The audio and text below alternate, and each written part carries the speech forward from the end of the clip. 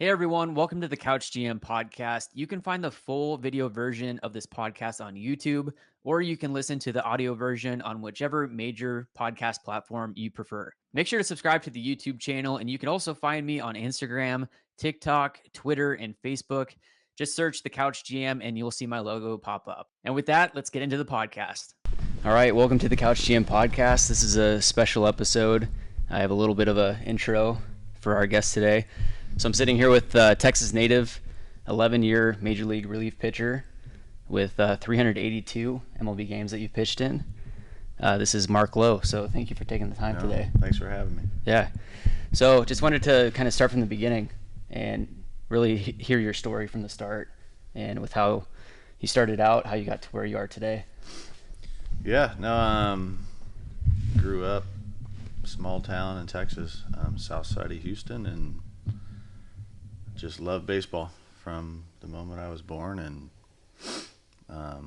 just kind of powered through all the levels, all the systems, and was never, a high caliber player that everybody knew about. Just kind of worked my way at each level and ended up on the biggest stage in the world. Yeah. So starting with high school, it sounds like you were getting up to around 90 in high school. Yeah, I probably topped out 90, maybe 91. I don't even know if they had radar guns back then. Yeah. Well, and then they say that Nolan Ryan might have thrown 108. Yeah. We can get into it in a bit, but the technology today compared to where it was back then, you just never know. Yeah. No, it was. Our rule of thumb, even playing, was the hitters will let you know how you're throwing. If they're late, you're throwing hard. If they're not, then you're not throwing hard. But yeah, I went to college. When I graduated, I was 6'3", 165. Hadn't really been on a training weight program and gained 20 pounds my freshman year in college, and was lifting weights all the time and gained velo. So I remember going in my freshman summer in the Northwoods League throwing 96. So was that mainly like lower half type weightlifting that you were doing, or? It was everything. Because there's throwing programs that you might. Yeah, just core programs, okay. Upper, lower, it was everything. And then just the fact of having to go in every day and playing catch and having a purpose and having a plan. I never really had any kind of program like that. It was just, hey, let's go play catch, or let's go hit some balls at the field. There was never just a true program of long toss or anything like that. Yeah. So you go to UT Arlington. Yep. And you play 3 years there? 3 years. I actually played my freshman year. I redshirted my sophomore year, still trying to figure that out. I had like a .8 ERA that summer in Wood Bat League, and came back and they wanted to redshirt me. So made no sense whatsoever. Yeah. But kind of like my personality, that was something that had to happen because I was just out to prove people wrong at that point. Yeah. That's kind of been the story of my whole career. Yeah. And a blessing in disguise, and powered through that and got drafted after my third year there. So 5th round to the Mariners. Yep. What was that experience like, getting the call? Man, sitting at the kitchen table, this is when we had dial-up internet. It's not like it is now where you get to go to a football field and they set up a huge stage, right, and you get drafted. And it's live streamed. That's right. Yeah, there was none of that. It was... We were getting a couple phone calls. I think the Rockies called right before, and then the Mariners called right after the Rockies and goes, "We're going to take you in the 5th. Are you going to sign?" I was like, "Heck yeah, I'm going to sign." So then it came up on the dial-up, and there was my name, and it was on my 21st birthday, actually. Really? Yeah. Good birthday gift. Yeah, it was pretty good. Yeah. Pretty good. So were you expecting that going into the draft, being in that kind of spot in the draft? Yeah, there was a lot. There was talks of as high as 2nd or 3rd round, so you hear that, and then the 2nd and 3rd round goes, you don't get picked, you get a little downhearted on it, but gosh, I would have gone to the 30th, I would have gone on the 40th. Yeah. I remember telling my college coaches at my exit meetings after the season, they're like, whatever you want to do when you come back, you can play center field for us. I was like, if I go 50th round, I'm not coming back. Oh yeah, you're done. That's my goal as a baseball player, was to play pro baseball, Yeah. and who's to say you don't go back to school and you get hurt and you never have that opportunity. Sure. So I was taking it and I was running with it and just enjoying the experience. So you started with the Aqua Sox? I did. First place I went, I got drafted, and we're kind of doing a little negotiation on signing bonus, and it wasn't the slot like it is now where you get X amount of dollars, and you had a little wiggle room. And I played a little summer league up until that point, I think in Dallas, and then went to the Aqua Sox right away. So they said to keep playing so that when you signed, you didn't have to go to Arizona. Okay. And I was like, I'm not going to Arizona. I want to go play. Yeah. So that's what I did. So your first experience in pro baseball, what was your experience with the minor leagues? I mean, my first year was just understanding that everybody there is ridiculous, because you go through all the levels, amateur, in college, and, you think that you're one of the best. And then you get into pro ball and you realize everybody here is really good, really, really good. And then you just get this perspective on how do I get myself ahead of everybody? Because that's really what it ends up being. These are your teammates, yet you're all going for the same goal, and that's to compete in the major leagues. And so you kind of have to match friendships with also, you're trying to outdo your buddies. So it's kind of a weird dynamic. But you're all doing it together, and you all understand it. And I think anytime somebody were to get called up to the next level, everybody was pretty happy for you because they go through it every single day. And how was that progression for you from where you started to the next ranks of the minor leagues? Yeah, no, it was. So it went fast for me because at the time the Mariners weren't very good, and I started in low A. So I went short season in Everett. The following season I went to Appleton, Wisconsin for my first long season, and that was a long season. And I started, and just my mentality, my personality, I wasn't a starting pitcher. And I think that I was there. They do that early with the young guy that they believe in to learn how to pitch. You want those 150 innings to go through as many situations as you can, because you can go in as a reliever and you can sneak through 40 innings, and not learn a whole lot. Yeah. But you go through 150 innings, you're going to learn something about pitching. And that was the whole purpose. Yeah. And then went into the next season, they said, you're going to be a reliever. And we want you going in for one inning with your hair on fire and give it everything you've got.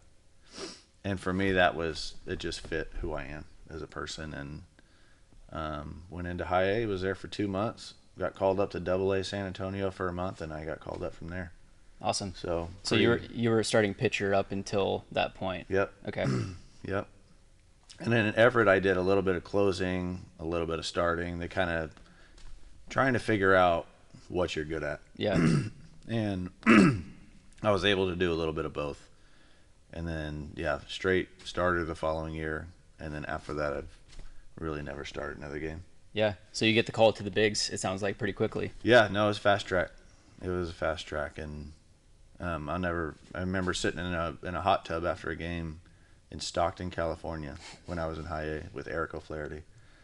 We're just trying to get some blood flow after being sore a little bit, and we're just chatting about, why don't we just get called up to the big leagues? Like, what's keeping us? And that's how naive we were, but the Mariners were terrible at the time. And I remember looking at him going, dude, let's do it. Let's do it this year. And then literally a month and a half later, I was there. What about him? A month later, he was with me. Okay. So he had got called up the same year. So we laugh about that to this day, just how ridiculous it was for us to believe that was going to happen. But we truly believed that it was going to happen. And, we just put the work in, and everything fell into place, and everything was perfect. And just really the story of my whole career, just believing in myself, and regardless of what everybody else thought, that's just how I went about it. Yeah. So your first major league game. Yeah. What was that like? Butterflies. Fortunately, I got in the day that I got called up. So I was I got called up actually from Double A to Tacoma, and I spent the night at a La Quinta in Tacoma, and I got a phone call. This is before cell phones, maybe. I don't remember. Maybe I had one, dial-up, but they called my room. Okay. And I believe it was Greg Hunter that called me, and maybe Pat Rice, and they were just telling me to keep on going. Don't even go to the field in Tacoma and go up to Seattle. And I'm like, for real? They're like, yep, hop in a cab, go to the field, everything's taken care of, and enjoy it. So pretty crazy moment. Everything just happened so fast, and got in that night, got bases loaded, nobody out, and somehow got out of it. Yeah, I saw that you got the bases loaded and struck out the side. Yeah, well, I struck out, I think it was either Omar Infante, possibly. And then I faced Pudge. He was up, and I threw him a slider, and he grounded it out right in front of home, and I had to turn and get the out at home, so I don't want to give up a run in my first game. Yeah. And then I think I punched out Maglio Ordonez on a 3-2 slider. Man. And then that was my, like that moment and that pitch, 3-2 slider, that was just, it built so much confidence for me just Bases to know loaded, from 3-2. day one in my career that I can throw a slider in any count. And then I look at the end of my career, and that's really what it ended up being. I was able to just never be out of a count because I could throw my slider wherever I wanted to. Yeah. I would even have veteran guys come up early in my career going, why are you throwing sliders 3-2? And I'd say, well, because I want to do this for a long time. And if I can't do it now, I'm not going to get a chance to later. So I'm going to learn how to do it now. And it really paved the way for my whole career. And, I mean, major league hitters, in a 3-2 count, they're assuming that maybe a fastball is coming, right? For sure, especially with the bases loaded. Yeah, exactly. So high pressure. Yeah. So you make your first appearance in the big leagues. Walk us through those first few years. Man, well, I ended up, my first 17 2/3 were scoreless. I get hurt, and I knew I was hurt, but things were going so well. I remember being in the shower, and I could barely wash the back of my head because my elbow was just completely blown up. Oh, and, man. Jared Washburn looks at me and goes, dude, go get it checked out. And he goes, something's not, you can't even wash your hair. But they saw that I was doing so well and that I wanted to be there and I was competing, and eventually, you're a human being and you're going to break down, and I was being overused a little bit, but what do you do when you're in the big leagues and you first get called up and you can't do anything wrong? You're going to keep, hopping on your surfboard and hopefully catching the wave. Yeah. And, so I went in and I had chipped some cartilage off my bone in my elbow, and it was bone on bone every time I threw. So I had that, and Dr. Yoakum did the surgery and came out of it, and he goes, you got 20% chance of ever pitching again. And that's what he told me. And once again, for me, that's what I needed to hear. I needed honesty, and that was an honest information given to me. But to me, it's like, okay, well then let's beat the odds. And that's the way I viewed everything. And ended up bouncing back. 2008, 2007, I didn't pitch a whole lot because I was still coming back from that. 2008, I made the team out of spring, and John McLaren was our manager, and he was a good buddy of mine. And just that point where it was just an up and down year where you're struggling, you're failing, you're doing well. You're struggling, you're failing, you're doing well. That's how it was. And he could see me just playing that game, mentally. And he called me in one day and he just said, you're not going anywhere. He goes, you were going to take this season and you're going to go through the ups and you can go through the downs. You need to learn how to deal with it. And that was the greatest thing. One of the greatest things that ever happened to me in my career was having a manager that just said, this is your spot. You're going to do well. You just have to figure it out. And that was a defining moment just for me, just to have a manager in the major leagues just saying, I've got your back. Yeah. You're not going anywhere. You're going to do this. Yeah. And we're here to support you. And I don't know how much of that is in the game today because I think it's a little more cutthroat. But back then it was a big deal to me. And that made me want to do even better just because somebody was taking everything they've got. They showed the confidence in you. That's right. That's right. And 2008, so it looks like you had a career high in games, 57 games, a career high in innings and strikeouts. And then among American League relievers that year, you had a 3.6 ERA at home, which was the sixth lowest ERA by a reliever in the American League. Okay. So it sounds like you had some pretty good success that year. And that was 2008? Yeah, 2008. Okay. Yeah, because 2009, I think I threw 75 games. Did you? I think so. 2009 was a pretty good year. Okay. Figured a lot of stuff out. I never like to say that in the game of baseball because the second you think you got it figured out, I figured out stuff for me that worked. I didn't figure out the game at all because you can look at the rest of my stats and see that I didn't have anything figured out. But it was a good season. I was given the setup role, and I loved it. And I would consider myself the 8th inning closer. Okay. Arjma was our closer that year, and I would have faced 2, 3, 4, or 3, 4, 5 in the 8th inning every night. And then he'd get done and get the save. I go, well, it must have been pretty easy facing 7, 8, 9. And that's one thing I've noticed that has changed in the league, at least specifically with the Mariners, because you have Andres Munoz, who's one of the best pitchers in all of baseball. And Scott Service really uses him against the best of the order, the heart of the order. So instead of putting him in at the 9th because he's your best guy, it makes sense to put him in against the best hitters in their lineup. That's where Paul Sewald comes in and gets all the closes. Yeah, because there's moments in the game, and that's just having feel as a manager, knowing that if we don't get through this moment, we're not going to have a chance to close. This is the moment right here. And you know what? That's funny you say that, because I had Lloyd McClennan was our manager in 2015, and I started the year in AAA. I don't think I gave up a run for the first month, and they had to call me up or else release me. And I got called up, and everything was going well. And they were trying to find a spot for me to fit in because the bullpen was really good the year before, and they were just trying to get a feel for just understanding that the year is different, and the guys that were having good years weren't having the same year because that's how it is in a bullpen. It's a coin toss. And I remember him calling me in. We were playing Toronto, and they were obviously I was on that team later on that year with Josh Donaldson and Jose Bautista. Man. Just a lineup you never wanted to face. And he calls me in and he says, hey, just so you know, be ready in like the 4th, the 5th, the 6th. I know you've been pitching later, but if that moment arises in the middle of the game and we feel like the game's on the line, we're going to bring you in. And sure thing, they did it twice in that series. And both times it worked out to our favor.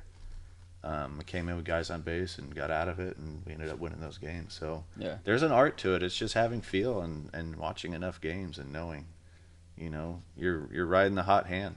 In a bullpen in that moment can dictate the outcome of the game. For sure. And that was 2015 that you were just talking about, the Blue Jays? Yeah. So in 2010, I believe, at least the information that I got, you were traded to the Rangers along with Cliff Lee for Justin Smoke and a few prospects, and that's when the Rangers were making the run to the playoffs. That's right. So, the moment that you get traded, finding out the details of the trade, what was that moment like? Yeah. And did you expect that to be coming? I had yes and no. I just had back surgery, so I'm on the shelf, and I'm pretty much done for the year. I had a L5-S1 herniated disc, and I was actually working with a physical therapist in Seattle. I wasn't even going to the team. They sent me to another place, Olympic Physical Therapy, and I was working with a gal, and she was just kicking my butt every day. And I was like, I'm not in shape. I thought I was. But it was so good, and I start getting a phone call from my agent. He goes, hey, what would you think about getting traded to the Rangers? I'm like, well, we're in last place right now. Yeah. And the Rangers are in first place. And why do we play this game? It's to win a World Series. And so he's like, would you be happy about it? I go, heck yeah, I'd be happy about it. Who wouldn't be happy about going to a first-place team with a chance to make a run at it in the playoffs? Yeah. And so sure thing, a couple of days later, I was thrown in that deal, not being expected to pitch that year. It was, hey, we're getting you for next year and the next year, because I still had, I think, 2 years of, and before I was a free agent. And I got thrown in there and ended up just rehabbing, and we worked to the World Series, and I ended up pitching in the World Series that year. Yeah. So pretty incredible experience. And I don't know, I had just met my wife in Seattle, and then I got traded to Texas, and I was like, well, maybe that was the whole reason I was here. I was going to meet you and then carry on to 12 other teams. Yeah, right. Along the way. Man. So the first time that you pitched for the Rangers was in the World Series. I was in the World Series. And which injury were you rehabbing from? That was my back. That was your back at that time? Yeah, still come back from the back. And it was a pretty heavy rehab process as far as games pitched in Arizona. Because I would go to Arizona and do my physical therapy, long toss, bullpens, they had other games going on, like their rookie ball. Yeah. So I would throw in those games just to get my innings, face hitters. Yep. But it was a lot of throwing, and I made it through it. My arm was dead. My back was okay. It was fine. But I had a pretty high tolerance for pain. So like even if I didn't feel great, I felt good enough, and it never really affected me. I guess a quick question: what percentage of the time that you were pitching in the big leagues did you actually feel completely healthy, or 100%? Oh man. And you know, what resources do they have? Because you know you have some soreness in your elbow, your shoulder, you have dead arm. They're still throwing you out there, or do they give you a couple days? Like, you know, what does that look like? Yeah, so for me, I mean, 100%, zero. Zero. I mean, after that elbow injury I had, I just had to understand that my 100% changed. Like, it was never the same as it was before that. And I think that goes with any injury. You just have to understand that the baseline has shifted. Like, you're never gonna feel exactly the same. So don't even search for it. Right. You have to do a lot of different maintenance things. Yeah. To be able to go in and be able to do it every single day. And I figured that stuff out for myself. Days off were all, if you would walk in and say, I need a day. And I thought that was a wonderful way to run it, because it forces you as a player to go in and do what you need to do and to drop get your ready. ego and all of your pride and say, you know what, I just can't do it today. And the team is going to be better off because of it. On the flip side of that, I took Eddie Guardado's spot on the roster, and I never ever lost sight of that, because that guy was just known for pitching every day Eddie. That's what they called him. And to me, I was like, what a great thing to be said about you as a reliever, that your manager just knows that you're going to be available every single day. Because then it's like having more than just one player, you know, because not everybody's able to do that. So I made that like my goal as a reliever, to be available every single day. And I figured out stuff being in Texas with Joe Nathan, like cold therapy, contrast before a game. He got me to start doing it. I never missed really another day after doing that. And it was just some kind of, just the way the blood flushed, and you had lactic acid going, it was gone. And I'd be down going into games, and I'd do that, and I'd walk into Ron Washington's office and say, hey man, I'm good to go. And he goes, really? And you go, what happened? I go, cold therapy, man, we're good. Wow. So that was a game changer for me. And really, I could tell you from 2011 to when I retired, I might have had 2 days off. Man. 2 days off. Wow. Maybe. Yeah. But I took pride in it, and I loved it, because those days where I was down, I was not a guy you needed in the bullpen, because I was just gone. Like, mentally, I wasn't there. It was a full day off for me. Okay. So it could have been a little distracting to other players. Yeah. So I know cold plunges have become a very popular thing nowadays. Is that kind of what you're describing with the cold to hot? Yeah, so we would start in hot, a couple minutes. Like hot tub? Yep, hot tub. And then I would go to cold, and Joe would hop in the hot. And then we just go 2-minute intervals. And so we just switch. And then I would always finish in cold. I just felt like it was better for me. Mm-hmm. And then I'd go in and hop in a hot shower, get ready for the game, and head out. Yeah. And I didn't know, like, I told Joe, I go, I can't finish in cold. I can't do this before a game. He goes, trust me, your body's going to thaw out by the time you get in the 8th inning. Wakes you up. It was it, dude. It was a mental grind. It really does something to you mentally and physically. And like, I felt like that was the hardest part of my day. And if I completed the hardest part of my day before I even went in and did my job, that's a pretty good day. Yeah, that's funny that you say that, because I started doing cold plunge after New Year this year. Yeah. At least during the winter. Now during the summer, it costs a fortune to keep it cold with just throwing in ice every day. But that's the thing. It's the hardest thing you'll do all day. That's right. And if you just get it done the first thing in the morning, everything the rest of your day becomes that much easier. That's exactly right. It's mental. Are you still doing it then? So we have an ice barrel at home. We don't use it as much as we should. Yeah. My daughter just had a volleyball tournament down on the Columbia River, and the water was pretty cold, but it was so hot I got in, and it's like cold water to me, like it has to be like in the 40s for it to be cold. Yeah. Because me and Joe would try to get it down to like 48. It has to suck. Oh yeah, like pins and needles. Yeah. And we would scream at the top of our lungs. But it's so valuable, like, to the human body and recovery, and it changed my whole career. Yeah. So going back to you were on a team with Joe Nathan, and it sounds Mm-hmm. like you guys were pretty close. Yeah. No, he was. I mean, it's crazy. Like, you go through my career and the guys I played with, and like watching those guys, growing up playing with them on video games, and then you end up you getting to know them as a person. King Griffey Jr., another guy. And it's cool to like meet them as a person and just be like, wow, I'm glad that I rooted and enjoyed watching guys that are good people. Yeah. And I can say that throughout my career, I really played with a lot of good guys. Yeah. I couldn't even tell you very many bad dudes at all, which to me is a pretty cool blessing to have. And there's a lot of different personalities in baseball. Yeah, but me and Joe were tight. That's kind of what you have to have in a setup and a closer role. Like, you want that bond. Yeah. Where you're feeding off each other. The shake and bake. That's right. That's exactly right. And it's just something that happens over Yeah. time, and you create that friendship and that bond, and you're in a cold therapy doing it back and forth every day. You have no choice. Yeah. So That's awesome. So 2010 you pitched in the World Series. Yep. 2011 same story. Yep.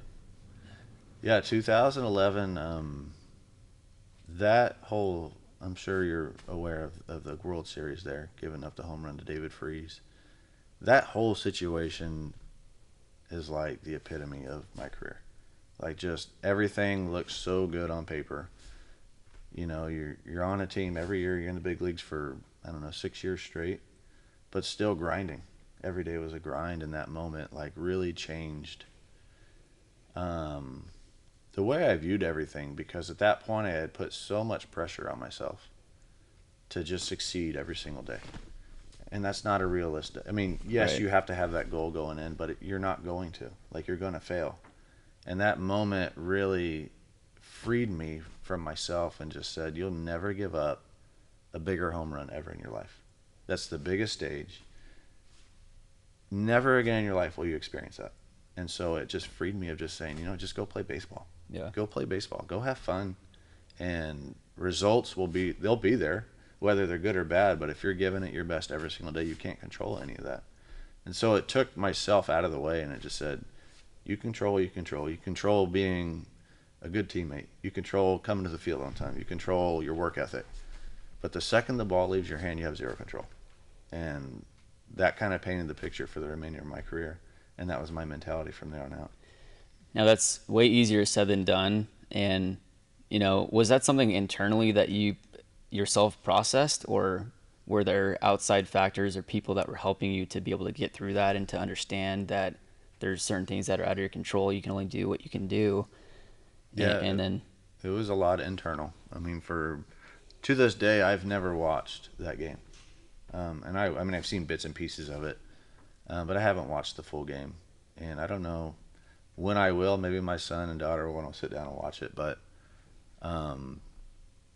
internally, for 2 weeks, I struggled with it. Bad, because you felt like you let your team down. And then you just start thinking about it. You're like, you know what? In that situation, somebody had to be the losing pitcher. And that just happened to be my night. And I shook to that changeup on 3-2 4 times. So I threw the pitch I wanted to. And that helped me go home and look at myself in the mirror going, I did everything I wanted to do. And I got beat. Mm-hmm. I got beat. And that's baseball. When you just have to understand that some days you get beat. And there's another game tomorrow, hopefully. Yeah. In that moment there wasn't, so I had to sit on that. We had game 7, we ended up losing after that. So I think that's why it was difficult for me, because I couldn't redeem myself until the following season. But that drove me in my off season. I was like an animal in the weight room just getting ready, and 2012 was okay. I was a free agent after that. My mechanics were a little messed up, I don't know. Kind of something that always happened to me, something always changed, and I had to figure it out. That year I really couldn't, but I had success. Wasn't throwing as hard, so everybody thought I was hurt, and just my mechanics were messed up. But yeah, that was a difficult moment, probably one of the most difficult in my career, but powered through it, and talking to guys on all the teams I was on. Oh, you're the guy that gave up the home run. So that was like the label that that's what they attached to it. Yeah. Some guys, but at the same time, it's the bottom of the 11th inning. Yeah. The team had already lost the lead in the 9th inning. For sure. That's not, you can't put that on yourself at the end of the day. No, and that's like the game of tug of war I had with myself. Yeah. You try to create all these scenarios. Like, what could have I done different? And I couldn't come up with anything. I couldn't come up with anything at all. Well, maybe I could have thrown a different pitch, but who's to say that one wouldn't have gone over the fence? Right. And if he pops it straight up in the air to the shortstop, I'm never thinking about it again. Right. So you just have all these scenarios that you paint, and it's like you just can control what you can control. Yeah. And if you're able to let the other stuff go, I mean, baseball will beat you down if you let it. And I just refuse to let that beat me down when I use it as a moment to build myself up. Yeah. And before we jumped on camera, we were talking about success and failures and how maybe it was the success that was even harder for you. Can you walk us through, what that means and what that looked like? Yeah. Failure for me in the big leagues is inevitable. It's going to happen. It's the best players on the planet, and you're competing against the best hitters, and they're really good. They're really good at what they do, and I just early in my career I was doing so well to start, and I just kind of found myself being okay with where I was at, because things are going well, and you don't really start making changes until you lose and you get beat down and you fail, and you're like, all right, this is the game telling me to make changes. And my rule of thumb was like 3 games. If I'll give myself one. I didn't do well. The second one, I'm like, all right, well, hopefully the next one's better. But after the third one, that was always my sign, like, let's break it down. And that way I'm not breaking everything down every time I fail, because it's going to happen. Yeah. But 3 games in a row where it just wasn't right, I would break it down. And it was usually just the smallest adjustment ever. It wasn't just just changing everything. It was the tiniest thing. Could be just like more weight on my backside. Yeah. And back then you didn't have you had pitching coaches. Yeah. But you couldn't, fine tune all those small details like you might be able to today. The video, I mean, you had side view video, you had the back video like they had on TV, but so it was a lot on you of, tweaking small things. You had to go in, you had to get it. Yeah. You had to go get it. And then for me, like success, like I said, if things are going well, and you never really try to make changes when things are going well. You're like, I'm just going to let them sit and keep doing it. Well, eventually that runs out. And the later I got in my career, the more I understood that when you're on top, you have to put your foot on the gas, and you have to find ways to improve yourself and not wait for the failure to come before you start tweaking and making adjustments. So I found ways to do well, succeed, but also work harder, be more specific about what I'm doing, and do more research, look at my mechanics. Even on 2 good days, look at them side by side and be like, well, what was different today? And typically there wasn't a whole lot to do, but it's the fact of you're becoming mindful of everything that's going on, and just that extra work you're putting in to make sure everything stays lined up. I mean, it just carried me a long way. Yeah. Was there a certain point in time that you remember to where you made those changes? Was it, early in your career? Was it, midway through? No, any specific? It was honestly, it was after that home run in the World Series. Okay. Where I just really, it's like it's not that you take for granted the success. It's just that you become used to it. And that's the last thing that I ever wanted to do again, because the game, I mean, there's so many more days of not feeling satisfied in baseball. So you're always fighting against the failure, but you also, that feeling of success, even if it's the smallest piece of success, it feels so good. And I think that's what drove me. Yeah. Just for that moment. And I mean, like we talked about earlier, I never felt like I belonged. I never felt like I belonged in the big leagues from day one until my last day. And that was just the way I approached it, that I deserved nothing and I had to earn everything that I got. So, and that was my mindset every single year that I played. Always the underdog mentality. Yeah. And you have to prove yourself every day that you're there. Right. Absolutely. And I think that I owed that to my team. Not only to my teammates, but the team that was paying me. That I'm going to give you my best. I'm going to give you everything I've got. And there were days where I wasn't even close, where I felt like I didn't even deserve a paycheck. But that's just being super critical of myself and understanding that's not a realistic way to look at it. But that's kind of just how I held myself accountable. Yeah. And then, so after Texas, you become a free agent. Mm-hmm. I've always wondered what that free agent process looks like. And, a lot has to do with your agent and that communication. But, how much are you involved in that process? And yeah, I mean, you've got, gosh, at that point, I thought after 6 years of being in the league and having pretty good run at it, that it wouldn't be hard to find a job. But I could not. You're looking for the guaranteed deal, and there was nothing, because I went from throwing 95, 97 to that year leading in, I was like 92, 93, 94. And everybody's going, well, what's going on? My mechanics were messed up. That's all it was. So we're searching for a place we wanted to go, but above all that, we're just looking for a guaranteed contract, and it didn't exist. Mm-hmm. And so we ended up going to camp, I think with the Dodgers that year for the first time. And, because I had that 6 years of Major League service, I had an earlier date to take my release if I wanted it. And I wasn't going to make the team there. So the Angels had nothing that year in their bullpen.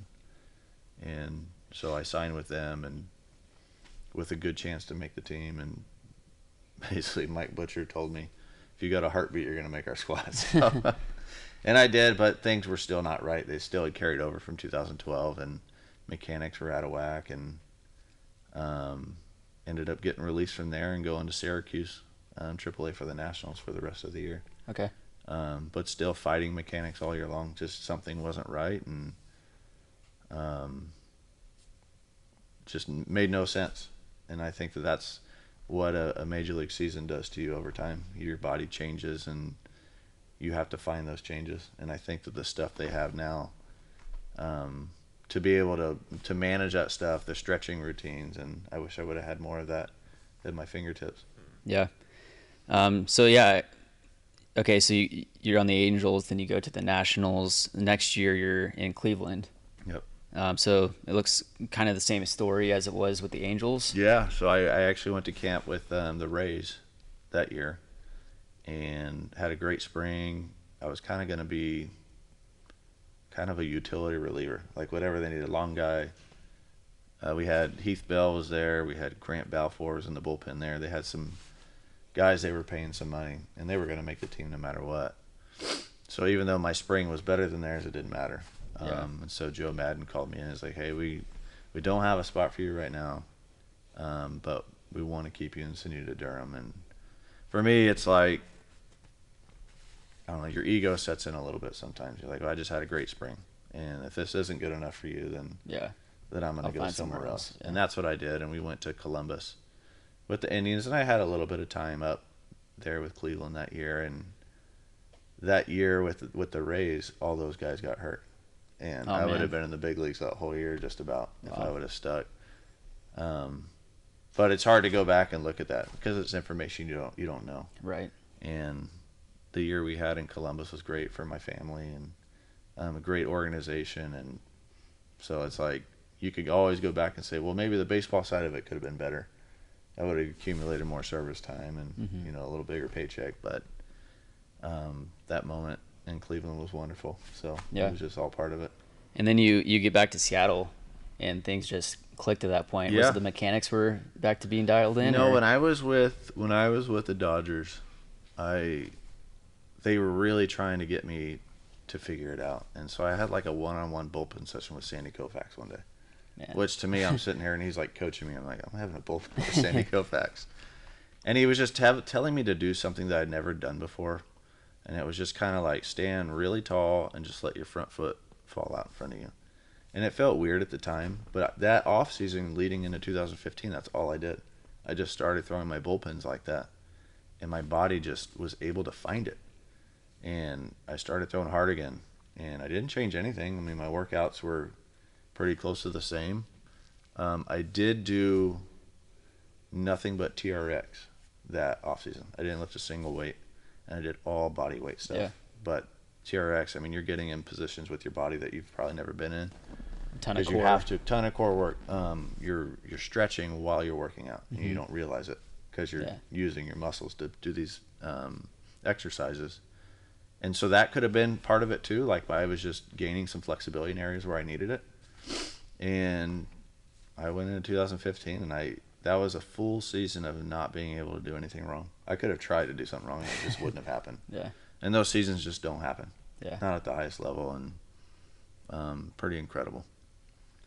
And what was it like to be back in Seattle, coming full circle? Yeah, Seattle's always home for me. As a team any team that drafts you and takes a chance on you, and the relationships I had within the front office and the training staff, like it was special, and it still is special to this day. I mean, I went back 2 weeks ago to throw out the first pitch, and there's just this mutual respect of just enjoying working with people that are good people, and that's the whole Mariners organization to me. So always going back there, it's like, I need a spot to go. Let's call Seattle. And they're like, all right, let's go. Let's give it a shot. Yeah. So, and then I go there and I get traded every time. But yeah, right. So you get traded, to Toronto. Yeah. And that's when you make the playoff run with them. So kind of walk me through that experience as well. Yeah. It's a bit different from 2011, 2012. That's right. So now I'm healthy, and like I can't do anything wrong, and body feels great.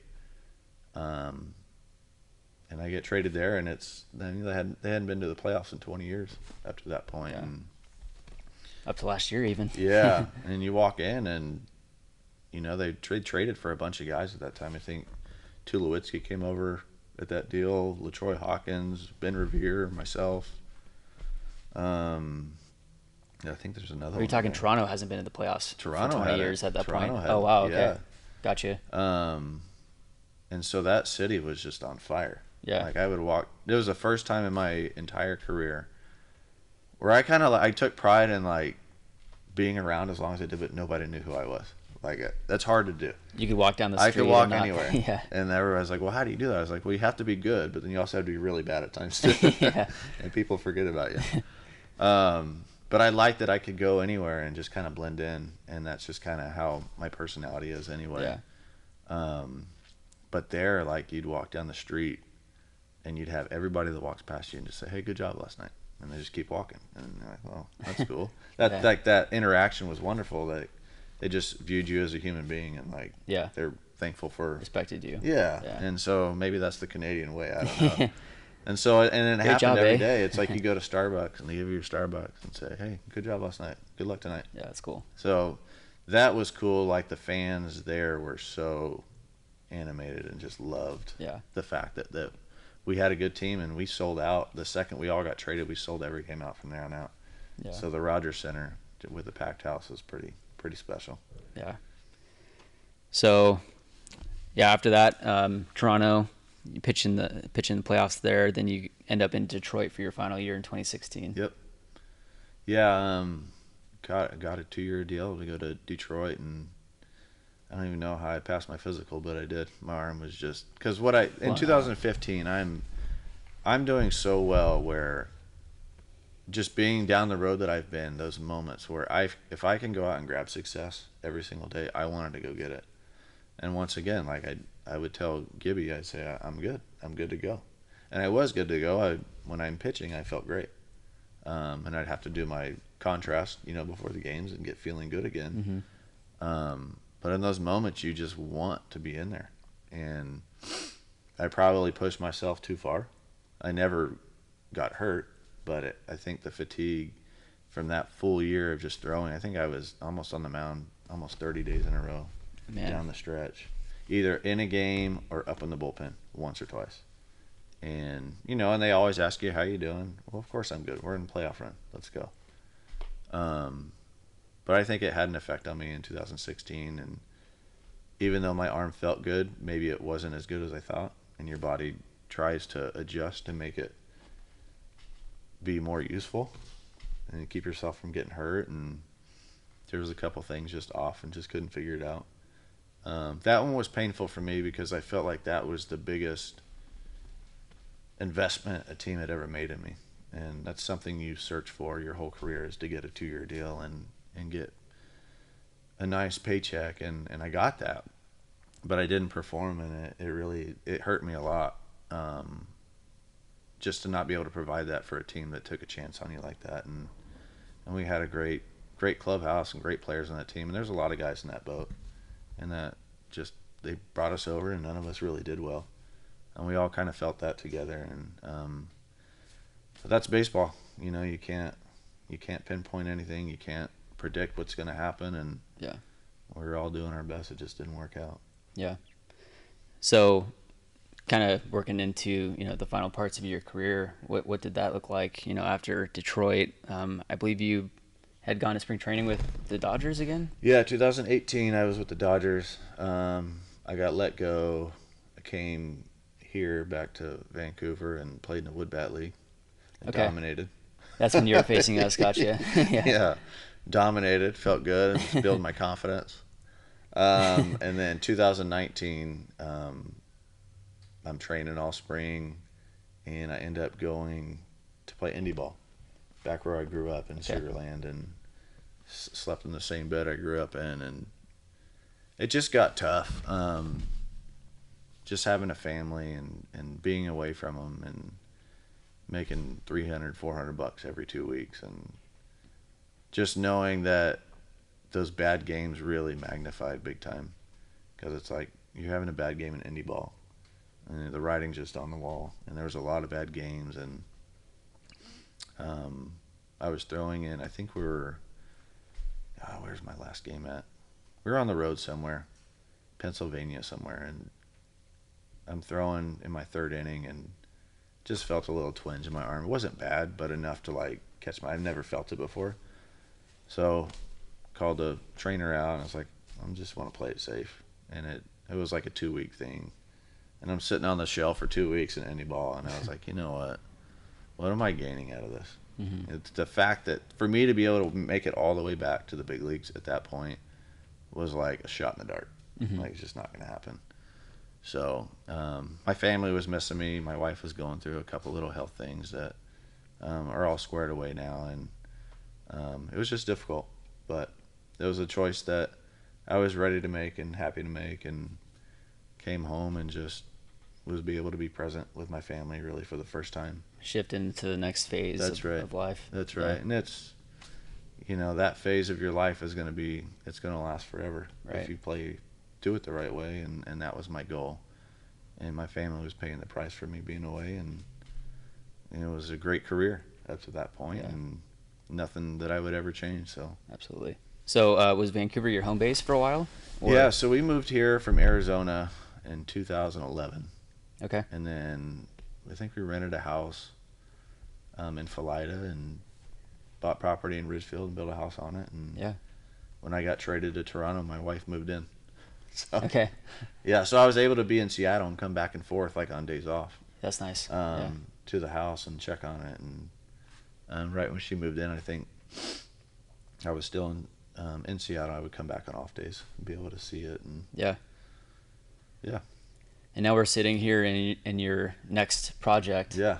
Do you want to walk us through kind of what you're doing here? And yeah, no, I fell into a batting cage / training facility / private lessons, and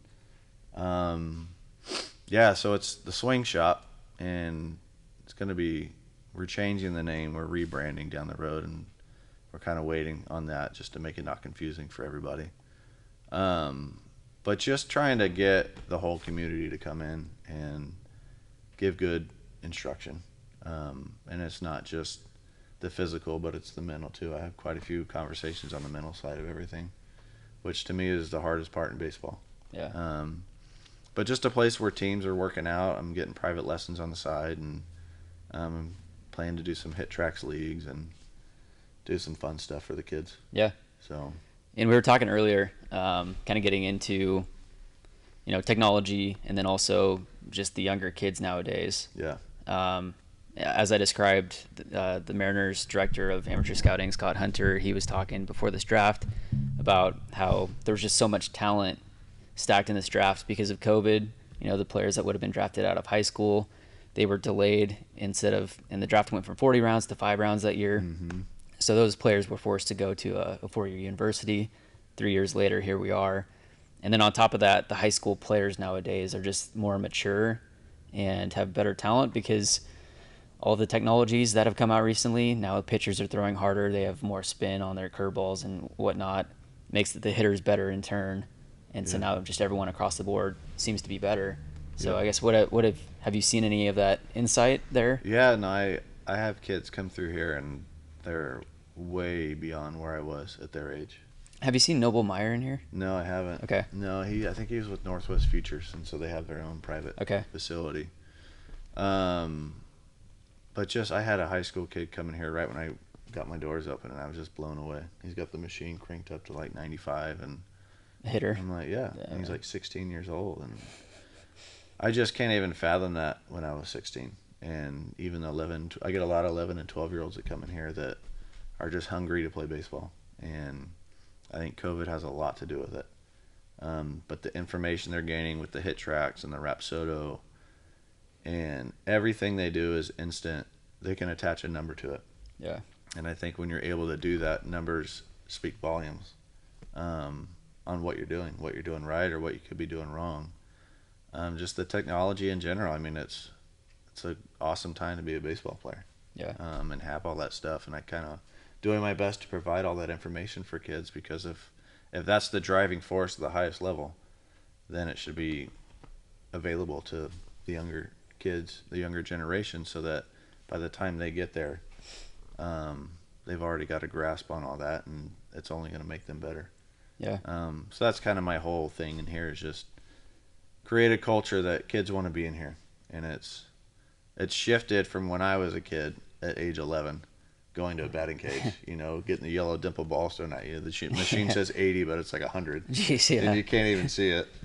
But just making it fun for them, having them give them a chance to compete with the hit tracks and want to be here and look forward to being here, and setting aside other things that they might have planned, but saying, no, it's so fun in here that they want to be here. Yeah. And that's my goal.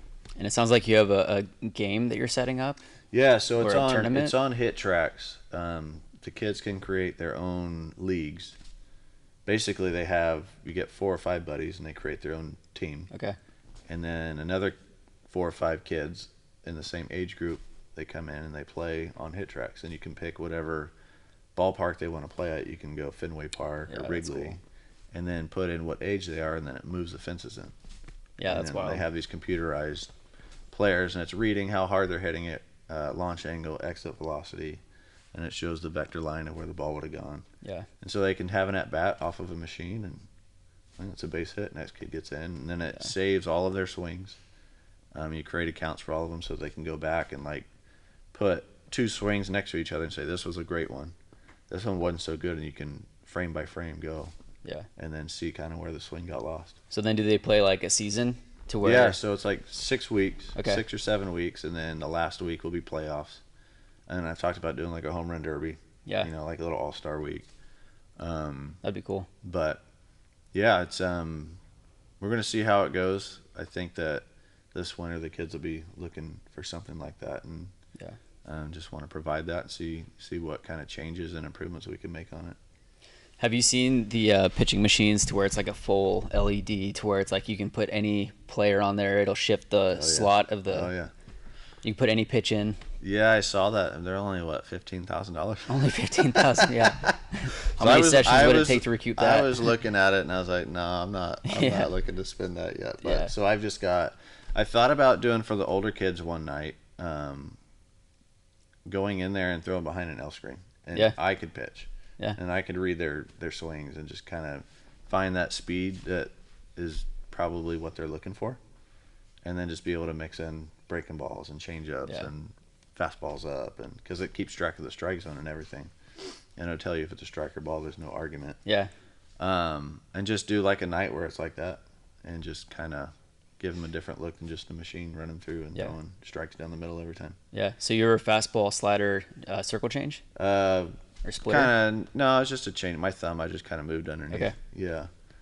Yeah, fastball, slider, change. I ended up throwing a cutter towards probably 2015. It was a cutter, but it turned into my slider. So the same slider I threw my whole career was gone. Remember asking Dominique Leone how he threw his cutter, and he showed me, and it ended up being my slider. Okay.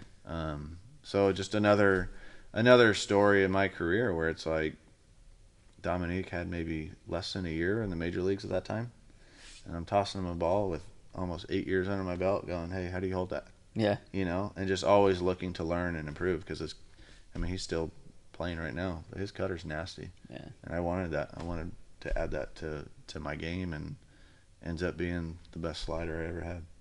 Awesome. So let's see here. So kind of going back to when you made your change in delivery, I saw on one of your Instagram posts that Mel Stoudemire told you to perfect pitching out of the stretch, and that, you know, from that time where he told you that you hadn't thrown a pitch out of the windup since that day. Yeah. Was that the change that you had made, or is that part of it? Yeah, that was a conversation that we had, and that was in 2008. Okay, that was 2008. When I had McLaren just tell me, "Hey, man, you're not going anywhere. Just we'll go through it." Okay. And Mel pulled me aside one day after a game that didn't go so well, and I had a tendency to just let the leadoff guy get on, and it's because I was going out of the windup. And he goes, "They're looking at the numbers. They're going, whenever that first guy gets on, typically they're going to score more times than not." And he just asked me, he said, how many games are you going to start in the major leagues? And I go, "I don't know, Mel." He goes, "Your answer is 0. You're never going to start a game. You're a reliever." Mm-hmm. And he goes, "You're going to make all your money pitching out of the stretch. You're going to come in with guys on base, learn how to perfect that instead of being just kind of in the middle on both." Yeah. He goes, "Perfect the stretch and learn how to throw your best out of the stretch."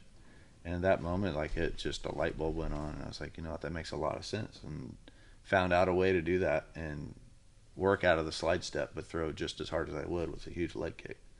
And that's the weird thing about baseball, is if you can figure something out, if you just force yourself to do it, because naturally you're going to do it. You're a competitor. And that was a moment for me that it changed a lot of my career, for sure. Yeah. And then I believe it was also 2008 when you hid in a locker to pie JJ Putz. Yeah. Oh, yeah. So did he come back from the IL? And yeah, he was hurt, and I forget what it was, but so he was a prankster. Okay. And he let everybody have it pretty good. Yeah. And I was always that guy up until the major leagues, because you're earning your stripes. I mean, I remember getting called up and just not even talking, just putting my head down and doing my work, and I think veteran players respect that. I don't know what it's like today, but it's a lot different culture when I was coming up than what they're dealing with now. It was, you couldn't sit on a couch for probably 2 years. Your first 2 years, you couldn't. You had to wait for all the veteran guys to go eat their food before you even went into the lunchroom, and it was just a sense of respect. But that was easy for me because these are guys that I watched growing up, and I didn't belong. Yeah. I felt like in my mind I didn't belong. So, of course, go ahead. I'll get the scraps when you're all done. Yeah. But yeah, so he was just a prankster and give everybody a hard time, and I just, on a whim, hid in his locker. Because I watched that interview after the game, and he's standing in the dugout doing the post-game interview, and he's like looking over his shoulder all the time, and then finally he gets into his locker, and then out you come with the pie. Yeah, I forgot about that. He was fun. He was a fun teammate. He was actually my throwing partner. Okay. And were you the setup guy for him at that point also? No, not right out of the gates. It was, I was more seventh inning when I first got called up. But learned a lot from him. I mean, my biggest thing I learned from him was he just have a plan every day when you come in. And that he got from Eddie Guardado is, if you don't come into the field with a plan, you'll never get it done. So I always had to have this list of things that I knew I was going to get done every single day. And if I didn't have that plan in my head, I was kind of lost. So I would drive into the field with this plan in my head going, I'm going to accomplish this today. Yeah. And that stuck with me for my whole career. Mm-hmm. And then looking at the game, back then versus today, I know we've talked about some of the differences, but are there any like big differences that you see in the game, how it's played? Way more fastballs up. Okay. And I was still playing when that became a big part of the game. I remember being with Tampa Bay in spring training, and they would call every player in, all the coaches, and they would have a sit down with your skills and go, this is what we think you're really good at, so let's maximize that. And this was the beginning of the StatCast, where they're finally crunching all the numbers, and Joe Madden was super proactive and just ahead of the game and all that stuff, sabermetrics. And they showed me like a strike zone and all the pitches that I would throw up in the zone. He said, if you could live here, you're going to have a good career from here on out. Nobody hits this ball. And it was ridiculous numbers. But when I'm pitching, when I would go up in the zone, those were on accident. Just I had a good spin rate, and so naturally some of them I just would get out in front, and they would rise to the top of the zone. And I never really practiced that because I was always down and away, because you were coming up. It was down and away, down and away, down and away, down and away, up and in for show. Mm-hmm. And it just never was part of my game. So it's pretty cool to see, like, these guys now, the catcher just sits right here and they just hit it top of the zone. Nobody can catch up to it. And because awesome. so like Bryce Miller on the Mariners, he has a super high efficiency on his fastball, on top of having super high spin rate. Yep. And so the fastball at the top of the zone, like, guys aren't able to catch up to it for that reason. That's right. Even if he's only throwing 93 on a certain day because of just how it plays, versus like Kyle Hendricks, who has a lower spin rate, and him throwing the fastball at the bottom of the zone because it's dropping more than a hitter thinks, so they're going to swing over. Versus Bryce Miller, they're going to swing under the ball. That's right. So that's really. Yeah, it's just knowing. That's where those numbers come in, and just having those numbers and knowing what you're good at. So like 2015 was the first time that you saw, like, hey, I have a spin rate of X. That was. Yeah, I mean, that was 2000. Because I think it was 20. Okay. I was with Tampa, but we didn't have those numbers yet. Yeah. But even in 2015, when they did have the numbers, I mean, I wasn't using it. Yeah. I don't know, we would have all these meetings, hitters meetings, and go, here's who we're facing, this is what we've got going on. Yeah. And I would just kind of walk out of there and go, do what you're good at, guys. Like, if my outs are down and away, I'm going down and away. I don't care who's in the box. I don't care if it's Miguel Cabrera, because if I hit my down and away, that's an out. And if he gets a base hit, it's a single, and he's not going anywhere off first base. Yeah. He's going to clog the bases. So, I don't know. But that up in the zone, there's so much value. Yeah. And, I mean, you're seeing the results of it. All the strikeouts. Was there a certain at-bat or a player that you went up against to where you were like, oh, my gosh, this is happening right now? Yeah, quite a few. Jim Thome was one. I liked facing him. Frank Thomas. Yeah. The Big Hurt. Gosh, yeah. I mean, you could go down the list. Manny Ramirez, David Ortiz, all those guys. I mean, Derek Jeter. I mean, the Yankees back when I was growing up were just studs. So I went in. My first win was at the old Yankee Stadium, and Bernie Williams, Jorge Posada, even A-Rod at the time was like at the top of his. Was Mark Teixeira on that team? Yeah, Mark Teixeira. Yeah. Just ridiculous. Bobby Abreu. Having to face him all the time, being in the AL West. That was when we only had 4 teams, so we're facing the same teams almost 20 times a year. Wow. Okay. Yeah, Garrett Anderson, and just studs all the way through. But that era of baseball was so fun. Yeah. So fun for me to watch growing up, but then also to play against guys like that. Yeah. Pretty special. That's awesome. Well, it's been awesome. I really appreciate the time that you've given me today, and I just love to hear stories. So I really appreciate your time, and looking forward to seeing what you do here at the Swing Shop. And I hope I'll have to come here for one of those tournaments and see how that maybe step in the box once or twice. We need to get you in there. Yeah, for sure. Well, I appreciate you having me on here, and I'm gonna be a couch GM too. There we go. Everyone is. You can be a couch GM. Yeah. Well, thank you. Yep, you got it.